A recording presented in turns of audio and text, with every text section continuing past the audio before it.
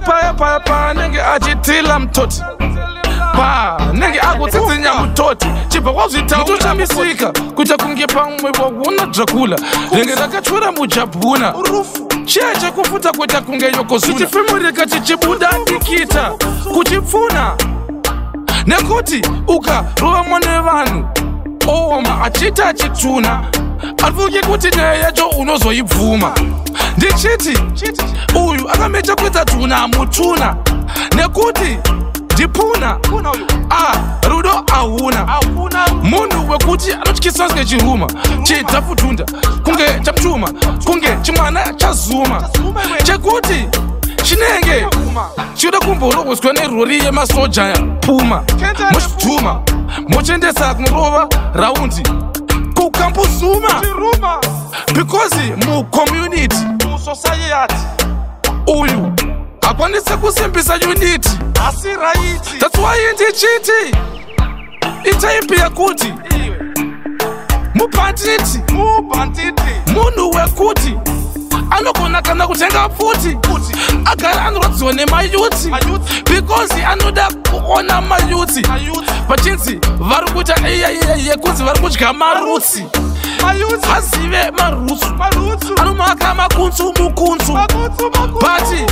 achida kuda kuti exposa obva ada kutanga kutonti oposa otanga kuda kutaura tuma nyaya twakatwaku zvisiko twanenge achiindosa twekuti ndemadrugs achita kunge isusu atidzi maZimbabweans anotoita maxhosa because iye wani akakura atengesa wani madrugs isusu tatotengesa masamusa but inini ndakaona ndakapenga ndakangwara iye akapusa anongebera kunge producer apa achina matambi medusa ari munhu wekuti kudhusa kwake ngejusa munhu wekuti akamira chitimu chakaruza apa achitungamira ndiye ticha klasi yemafusa because zipi yacho yakaruza uyu Madora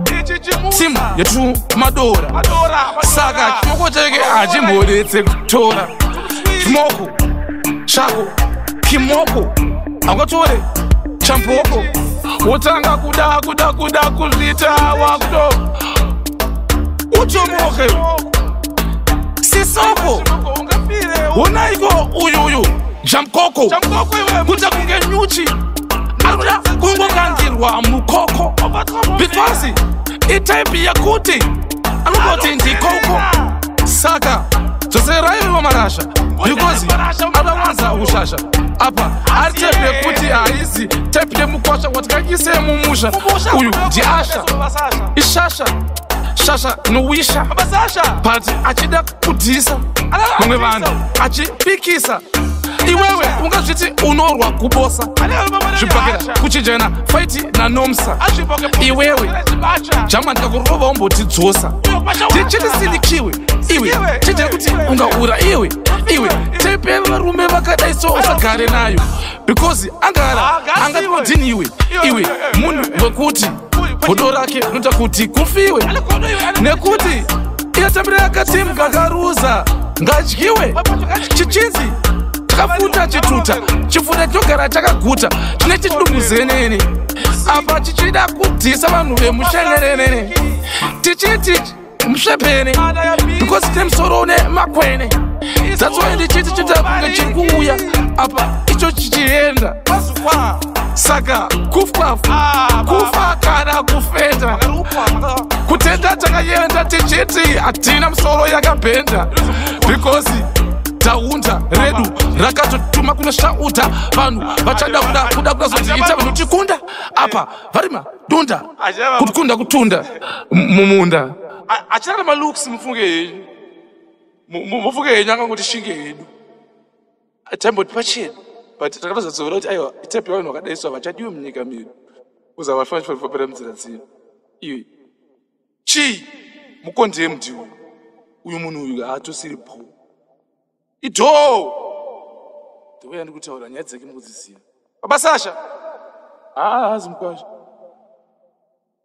Kasha no kuno wene hacho.